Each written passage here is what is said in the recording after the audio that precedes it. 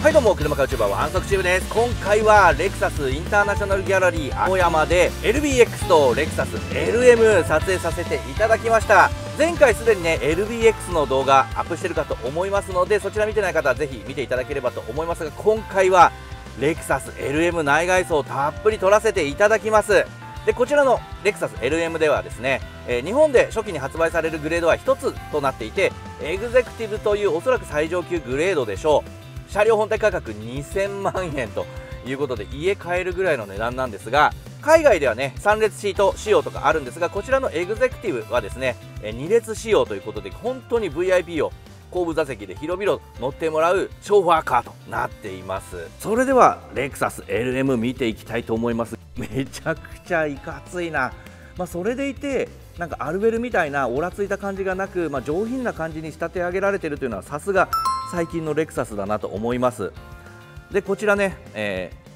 レクサスらしいこう L 字型のねアローヘッドのポジションランプ兼デイライトになっていると思いますが、この L がねこの上と下両方あるんですね。この LM の、ポジションランプでは中央の部分がねハイビーム、アダプティブハイビームになっていると思います。先行車対向車の部分をカメラで読み取ってそこだけ遮光してくれるというねハイテクなハイビームシステム備わっています。ちなみにウインカーはですねこんな感じで点灯すると、ウインカーがついてる方のアローヘッドは下の方はね一旦消灯するみたいですね。でそして先ほど LED フォグランプかと思っていたのは実はコーナリングランプでした。ウインカー出してない方の、こちらのコーナリングランプは消えているのを見て分かるように下についていたのはねコーナリングランプですね。そして今回からですねユニファイズドスピンドルという、今までレクサスではですねスピンドルグリルとかスピンドルボディと言われていたんですが、今回の LM そしてこちらの LBX ではですねユニファイズドスピンドルという名前になっています。ここのねボンネットフードのところがこうスランとしてそこに、レクサスのロゴがついて、でその下にちょっとね細いスリットみたいなのが入って、その下にこうねグリルともボディとも言い難いようなこうなんかグラデーションでこうね移り変わっていくようなものになっていると。でここの真ん中のところとかもシルバーのものが組み込まれているというねめちゃくちゃ細かい造形になっています。いや高そうだわ、見るからに高そう。この色もいいですよね。この色はですね特別塗装色とかではなくですね銀エラスターとかそういうんじゃなくて、普通に今までね RX とかでも用意されていたソニックチタニウムというね、シルバーなんですが、いやこれでも十分レクサスやっぱ塗装の品質めちゃくちゃいいんで、やっぱこういうねアルミから削り出したようなこうボディに合いますね、シルバー系の色は。そして、ここなんかヘッドランプウォッシャーがありますね。でその下はですね、LED フォグランプ、そしてこれはねセンサーですかね、こういうところにもですねなんかこうパネルが貼ってあるという感じで、もう無塗装素地の部分が見えないようなこう作りになっていると。いやーいかついな、かっこいいな、高級感あるな。で、ロアのところはねこうメッキの過色で縁取られているという感じになっています。いやーなかなか物欲は刺激されても2000万円でね独立4座なんで、ちょっと今回私は購入はスルーしましたが、ベルファイアがですね納車されましたんで、ベルファイアなんかとの違いなんかも見ながらね、見ていきたいと思います。続いてねサイドの方見ていきましょう。いやでかいですね、レクサス LM。 レクサス LM500H のボディサイズは全長5125、全幅1890、全高1955と、ホイールベース3000ということで、アルファードがね全長5メーターに収まっていましたので、アルファードより13センチぐらい長いと。で全幅もアルファードではですね1850に収まってましたが、こちらは1890ということで、もうパレットとかね 1.85 には全然収まりませんし、長さがそもそも NG だと思いますので、大型のパレット以外の方にはねちょっと車高事情難しそうと。ただこれはねそういうところ気にする車ではないと思いますけどね。ではね続いてサイド寄っていきますが、こちら LM のホイールはですね19インチ履いてますね。22555R19 というね19インチ履いています。これもねなんかスパッタリングみたいな綺麗な塗装がしてあって、見た目もね高級感ありますよね。で履いているのはミシュランのプライマシー SUV プラスというタイヤを装着していました。そして、サイド見ていきますが、サイド下部にはですねこういうなんかメッキのラインが入っていると。でサイドのキャラクターラインもねフロントから、このようにリアに向かってキックアップするようなデザインになっていると。でミラーはこんな感じですね。そして、ウィンドウメッキモールはですねこの辺から始まってるんですね。で上をこうぐるっと回るようなデザインになっていて、下もですね、A ピラーの付け根からアローヘッドのような矢尻のような形になっていて、ここで少しね下がるようなデザインになっていて、そのままリアに向かって、回っていくようなデザインになっています。そしてリアこれぐるっと一周してるんですね、メッキモールが。で屋根が浮いて見えるようなフローティングルーフのデザインになっているという感じです。そしてねリアエンドがですね、やっぱ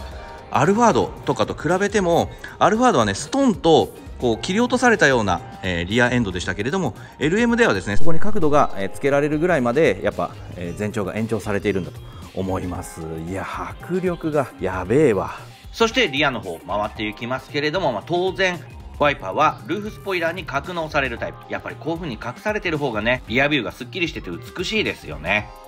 ちなみにリアウインカーはこんな感じで点灯するという感じで、流れないですね最近のレクサスはね。そしてリアに回ってくると、この碇玄道のようなねリアコンビネーションランプ、すげえな。光ってる部分の面積が半端ないですね。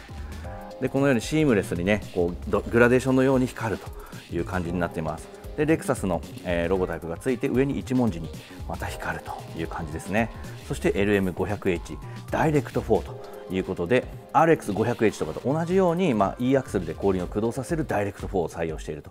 いうことです。でリア下部のところはね、この辺もバンパーの処理とかも美しいですね。やっぱ単調な箱にならないようなこういう処理ができるのはね、やっぱアルファードとかよりも全長が延長されている分ですね。少しねこう角度がついてこうね、切り込んでいるようなこう内側に入っているようなデザインになっています。でマフラーは完全に隠されるデザインになっていると。続いて内装を見ていきましょう。ドアハンドルもやっぱりなんか高級感ありますね。こちら E ラッチといってね、NX 以降採用されている、ここにスイッチがあって、ここを押すとこう開く、ような、ドアハンドルになってますが、そしてイージークローザーも当然ついているという感じですね。前席のこうね、正常はここでやる感じですね。でドアを開けるとこんな感じですね。いや白の内装が鮮烈ですね。ちょっと汚れ気にしちゃって私では買えないですけど、いやすごいな。でまずね、ドア内側から見ていきたいと思いますが、この辺は当然ソフトパッド、しかもソフトパッドの質が全然違う。これ革かもしんない。でここもめちゃくちゃ手触りのいい、レザーになっている。合成比較か本革か分かんないけど多分革っぽいな。でここステッチがついていて、さらにパイピング処理もされていて、これねカッパーのラインが入っていると。で、ヒンジは、プレス製ですね。でこの辺もソフトパッド、肘置きのところも革っぽいな。これなんか手触りがいいな。そしてここは、ピアノブラックになっていて、ウィンドウスイッチ自体にもねサテンメッキがされているという感じです。そして E ラッチ、こちらねスイッチで開けるような感じになります。これ押すと開くと。でバッテリーが上がっちゃった時はねこれ2回引けば、開くと、物理的に開けるようになっています。でこの E ラッチがいいのはですね、このブラインドスポットモニターですね。このブラインドスポットモニターと連携してですね、斜め後方から車とか自転車とかが近づいてきている時にこれを開けようと押しても開かないというね、安心降車アシストというのが備わっています。こういうところがね、ついているのもやっぱトヨタの車の良いところかなと思います。そして、カーテシランプも当然ね LED のものがついていると。でスピーカーがあって、この辺はさすがにカチカチなんだ。いやこことかもソフトパッドだったらすごいのになと思うけどな。この辺の中も特に肝押し上げとかされてないんだ。レンジローバーとかだとねこういうところまで肝押し上げされてたりしますけどね。はい、じゃあ早速乗り込む前にシート見ていきましょうかね。ヘッドレストに L の、刻印がしてあるシートになっています。これもいい革、確かセミアニリンとかそういう革だと思いますが、こういうところにパイプ処理がされてますね。でステッチがついていると。でこのステッチも、ね、色がついてますね。そしてパワーシートのねスイッチなんですけど、こういうところもやっぱねグロスで、加色されていて、この台座のところもヘアライン加工されていると。この辺はやっぱり高級車 L がつく車ですね。 LM ですからね。そしてここねフロアが少し高いので一段上がるような感じになってますが、そこにもね高そうなフロアマットが引かれているという感じになっています。で気になる運転席がリクライニングできるか問題なんですけど、やっぱできるそうですかね、どこまで倒れるかっていうところですが、ここまでしか倒れないということなんで、シートをリクライニングしてちょっと休みたいという要望は、運転手さんにはちょっとできないという形になっています。それではちょっとね乗り込んでいきましょう。でここに1段、上がって、本来的にはねここにグリップがあるといいんですが、先代アルファードとかではありましたが、新型アルファードとかでもなくなっちゃいました。ここを掴むかですね。あとはね、じゃあここ掴んでもちょっと乗り込むには乗り込みづらいかな。だから片足でこうやって乗り込む感じになりますかね。はい、よっこら小一と。でドア閉めた音、おー、重い音がします。そして、はい、イージークローザーも完備されていると。これ、アルファードベルファイアにはこのイージークローザーついてないですからね。レクサス LM の運転席、前景はこんな感じですね。細かく見ていきましょう。はい、まずね、こちら、モニターですけれども、14インチということで、このモニターサイズ自体はですね、NX で採用されているものと同じと。さらにもっと言ってしまえば、アルファードベルファイアでも、このモニター採用されちゃって、さらにレクサス専用かと思っていたこの、ダイヤル式の、このね、エアコンの温度調整、これもアルベルで採用されちゃってたんで、この辺の見栄えとしてはですね、ナビシステム、エアコン周りはアルベル、そして NX、RX と同じという感じですね。で、こう地図があって、で、エネルギーフローチェック。LBX では新しくなってたんですけど、LM ではこのディアゴスティーニ方式というか、理科の実験みたいな、この柄は変わってないみたいですね。ドライブモード、ここであるんですね。つうことは、この辺で物理スイッチでドライブモードを変更することはできないと。ないしは、このタッチトレーサーオペレーションに、2つぐらいは割り当てることができると思いますが、ノーマル、エコ、リアコンフォート、カスタムと、5つモードがあるので、選ぶとしたらやっぱここの、停車中とかに選ぶような感じになっちゃうかな。物理スイッチでドライブモードのセレクトあった方が良いと思います。で、ドラレコも完備されてるんだ。アルベルではね、ドラレコ確かなかったかと思うんで、これはいいですね。で、AWD の、この AWD の画面も理科の実験みたいだな。メーターの中にね、表示すれば、今回はね、フル液晶メーターになってるんで、エネルギーフローとか4駆の駆動状況とかはね、このメーターの中に表示するという方法もあります。で、オーディオの戻るボタンはこっち側に来てるということで、アップグレードされてますので、おそらく地図のね、高速道路の、パネル表示ですね、インターチェンジとかサービスエリアの、通過時間が出ない問題が初期モデルのこのナビではありましたけど、それは改善されているものがLM には搭載されていると思います。で、マーク・レビンソンのここにロゴついてますね。この辺のデフロスターとか、あとパノラミックビューモニターとか、この辺のスイッチ類は、RX とかと同じですね。あと、アドバンストパークもついていると。で、アドバンストパークついているということは、巻き込み防止の、パーキングサポートブレーキもついていると。この辺はね、トヨタの安全装備すごいんですよ。そしてイグニッションのスイッチがあって、この辺はピアノブラックのパネルになっていると。裏側、ここまで木目来てるよ。すご。後でちょっと細かく見ていきましょう。で、その下もね、この辺も手触りのいい、おそらく革なのかな。ここまで来てます。で、このね、銅のような、銅線のようなものがアクセントで入っていて、エアコンのルーバーもシルバーに加色されていると。で、ハザードランプは、押しやすい位置にあるという感じですね。そしてこのね、木ですね。はい。これも、伝統工芸のようなね、本木目ですからね。これ、木目調とかではなく、本物の木でこういうね、組木のようなね、柄になってると。なんで、これはめちゃくちゃ、居心地が良い感じありますね。白の内装との相性もいいんでしょうけども、黒でもこの手触りも、もう木そのものですし、見た目もやっぱ温かい感じあります。で、この辺は特になく、で、電動テレスコチルトがついていると。これなんだろうな。これが、なんと、この運転席と後部座席を仕切る隔壁のガラスのオープンクローズスイッチですね。いや、こんなんついてたんだ。で、しかもですよ、このボタンを押すとですね、はい。なんと、透過とすりガラスが、はい、オンオフで変わると。プライバシー完備という感じですね。いや、すごいわ、これは。そして、その隣にはリッド付きの蓋付きのドリンクホルダーではなく、置くだけ充電でもなく、USB ポート2口ですね。そして、物置になっているという感じです。そして、当然この辺とかも2パッドのところはソフトパッドになっていて、でこれがね、シフトですね。右に倒して下に入れると D、上にやると R と。で P は押すタイプとなっています。でトラクションコントロールオフ、そして、電動パーキングブレーキとオートブレーキホールドのスイッチ、こっちは何にもないんですね。でちなみに鍵はちょっといい感じの手触りになってるかな。やっぱ L がつくグレードだけにここはちょっとね、なんかソフトパッドみたいになってるんですよ。この辺がなんか UX とかね、あの辺とはちょっと差別化されていると。でむき出しのドリンクホルダーですが、この辺とかピアノブラックの加色がしてあって、高さは RX みたいに変えられないみたいですね。でここにもアンビエントライトとかがあるようにもちょっと見えないけどな。そしてここにもなんかね、ベルトのような加色がしてあって、ここから開くんだ。で、この中が、物置になっていると。でここにクールボックスはなさそうですね。後ろに、なんか冷蔵庫あったので、運転席には冷蔵庫なさそうで、アクセサリーソケット USB Type-C で HDMI の端子、中はしっかりキーも押し上げされています。これは左右から開くという感じになっています。続いて助手席の方見ていきますけども、この辺は当然ソフトパッドになっていると。でここも木があって、ここまで、木が来ていると。すごいですね。この辺も全部ソフトパッド、本側なのかもしれないけどで覆われていると。でエアコンのルーバーがここまで来てるんですね。でこの隙間のところも木が出ていて、ここもソフトパッドになっていると。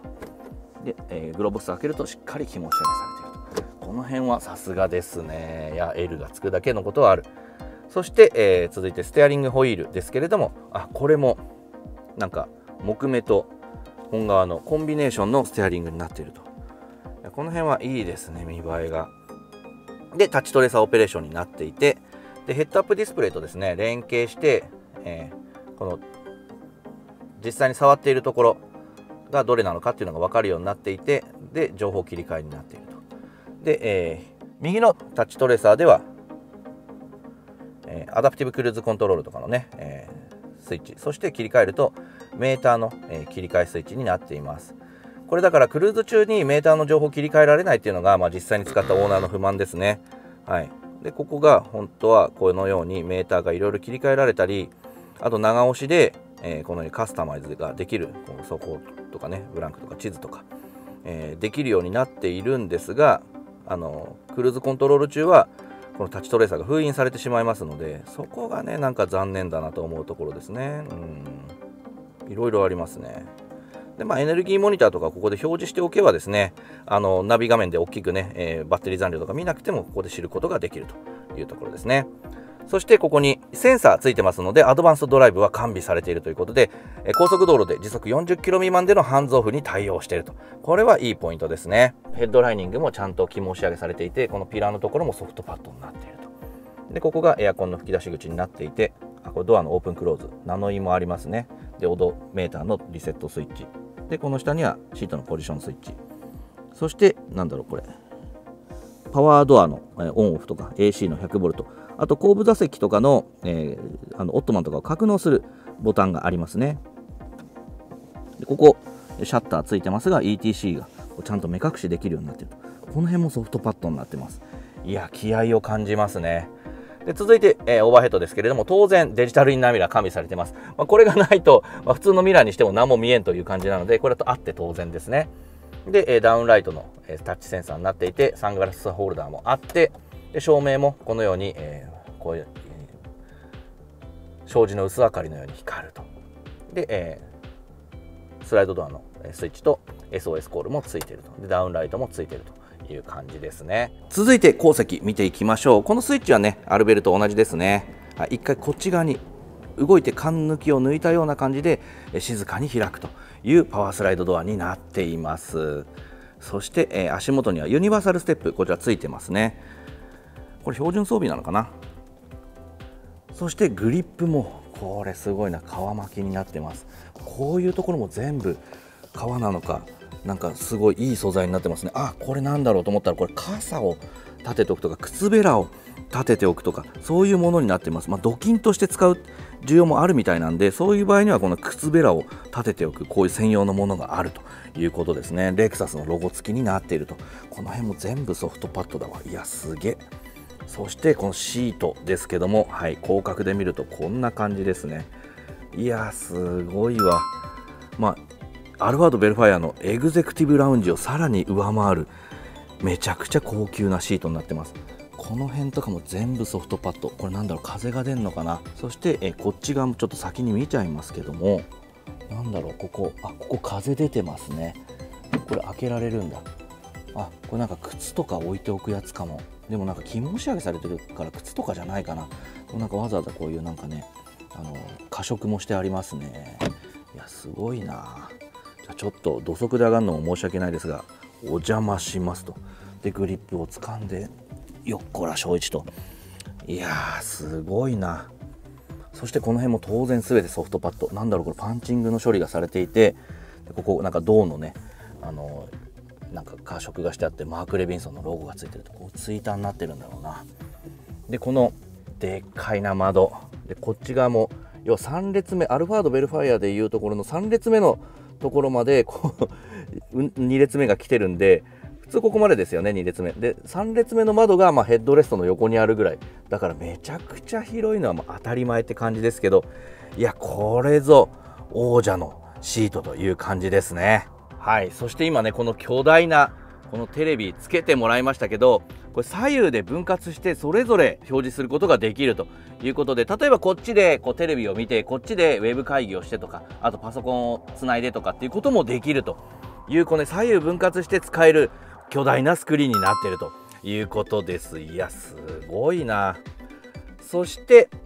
ここにある先ほどね言ったこれね、靴置きだそうです。でもこれ肝仕上げされてるから靴置いたら汚れちゃいそうで、私貧乏症なんでちょっとできないですけど、この辺も全部ソフトパッドになってると。そしてここのねボックスが何かというと、じゃじゃーん、なんと冷蔵庫になっているということで、ワインも冷えてる、グラスも冷えてるという感じですね。いやー、すごいな。これはもう税の限りを尽くしたという感じですね。やっぱセダンの LS とかね、S クラスとかああいうのに乗るより VIP はこっち乗った方が絶対快適ですよね。そしてもう見どころいっぱいなんですけど、はい、こちら、大型のコンソール中央についています。こういう裏の方とかも全部ソフトパッドというか革が貼られてるっぽい。ここは収納になってます。中も肝仕上げされてると。でここも引き出し式の収納、しっかり肝仕上げされてると。収納も充実してますね。そしてアルベルのエグゼクティブラウンジでももうおなじみとなっているこの手元のね操作デバイス、なんか iPhone みたいなやつがありますが、これで、いろいろ情報を、色を切り替えることができると。例えばランプ、ここの、色を変えるとかですね、そういうのもできるという感じですね。あとねシートのテーマとかもいろいろプリセットされていて、なんかリラクゼーションとかね、こう当然マッサージ、機能とかもついてる。全身ストレッチとかをもみもみしてくれるという感じですね。いやー、こりゃええわいという感じですね。でさらにこう色とかのランプとかのそういったテーマもあらかじめプリセットできると思いますんで、リラックスとかにするとこうサンシェードが閉まったりとかするという感じの、こういうなんか便利機能などもついていると。クライメートコンシェルジュありますね。他ありますね。マイオリジナルとかドリームとかリラックスとかありますんで、じゃあこのドリームにしてみましょうか。そうすると、多分ですね、はい、なんかすごいすごい、これが下がってきた。下がってきた。そしてオットマンが出てきた。すごいリクライニングしてる。すごいすごい。なんかエアコンもいい感じの風が出てきた。でちなみにエアコンもですね、ここにセンサーがついていて、これで乗員の顔とかなんか体とか室内の温度とかを測っていて、快適な温度がこういう隙間とかいろんなところから出るようになっていると。確かに今めっちゃ涼しい風が出てます。いや、こりゃええわい。じゃあちょっとね開けましょうかね。エナジャイズ。こうするとシートが起き上がってきました。でもブラインドは閉まったままですね。はい。じゃあブラインドのオープンはどこでやるんだろうな。これかな。はい。この手元のスイッチで、はい、開きましたと。これ窓が開いちゃったな。これ窓だな。これブラインドだとこれか。こっちだ。このスイッチだとこの中央の窓の開閉でしたね。でさらに、ここがねすりガラスと、この透明ガラスとこう切り替えのスイッチもついているという感じですね。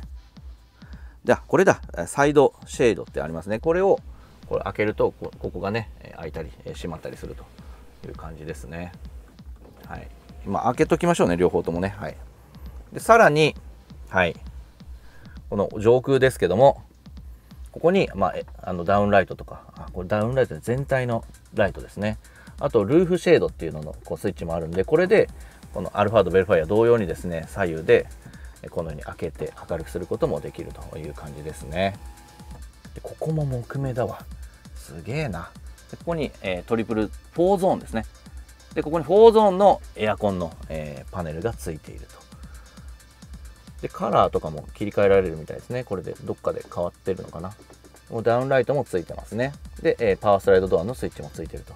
でここに収納もちょっとサングラスホルダーみたいなのも、これアルベル同様についていると。これ読書灯もついてますね。すごいな。これついてるのはやっぱり高級車ならではという感じですよね。でこういうところを見るとこうね、紐仕上げされているとか、スウェードだなこれ。紐仕上げというよりやっぱ違いますね。でここに、お化粧直し用のミラーがある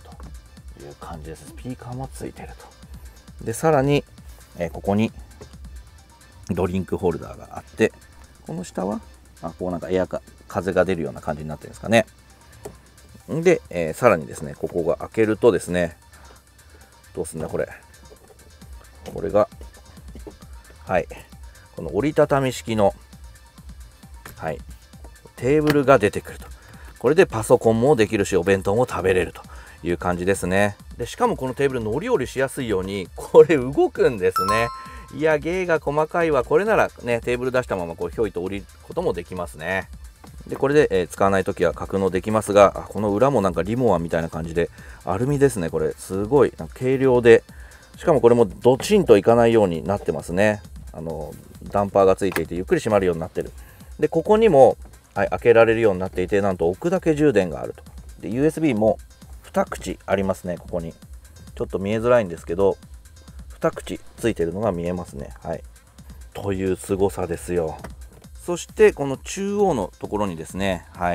シートの調整があって、今シートヒーターがなんかついてますね。でシートベンチレーションも当然ついていると。オートモードもついているという感じですね。でこっちはあとなんかオットマンとかを出すモードと、マイオリジナルって書いてあるから、多分メモリーしておくことができるんでしょうね。すごいですよ。オットマンもあると。でここの大型のコンソールを開けると、ここにも USB の Type-C、 そして 100V のコンセントもついているという感じですね。中はしっかり肝仕上げされています。ここにもなんかコンセントありますね。でトレイが一応稼働するようになっています。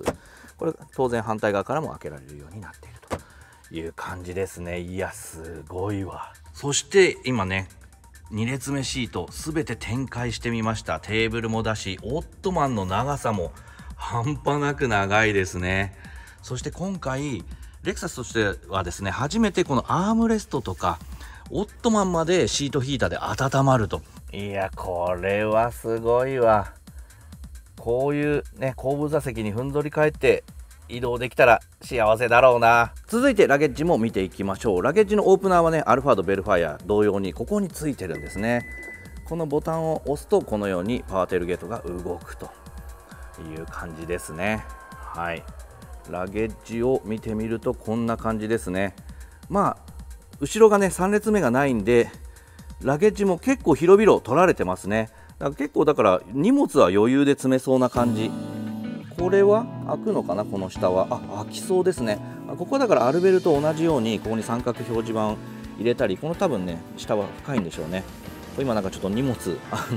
HDMI 接続用の荷物が入ってたりとかしますが、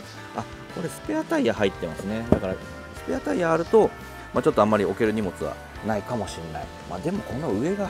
こんだけ広大なんで、ゴルフバッグとかも普通に立てておけそうですね。こういうところも全部革張りですね。すっげえ。いやすごい。この辺とかまで全部革貼られてますよ。すごいな。このシートバッグも全部貼られてますね。ここの辺まで。で天井はスウェードになっていると。いやーすごいな。確かに高いのもうなずけますね。さすがにやっぱアルベルトはこの辺の作りがもう皮貼られてる面積が根本的に全然違いますね。でここに 1500W の、電源のアウトレットがついているという感じになっています。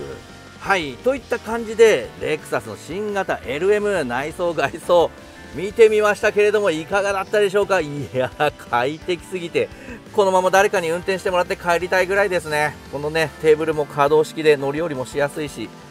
いやーめちゃくちゃ快適。いやこれが成功者の車ってやつでしょうね。こちらのレクサス LM すでにね発売開始されて商談もできますんでね、気になっている方はお近くのレクサスのお店足を運んで商談見積もりされてみてはいかがでしょうか。車でも何でもね欲しいと思った時は買い時ですからね、好きなもの買って経済回していきましょう。それではあなたも通行しする車買うチューバーワンソクチューブ、次回もお楽しみに。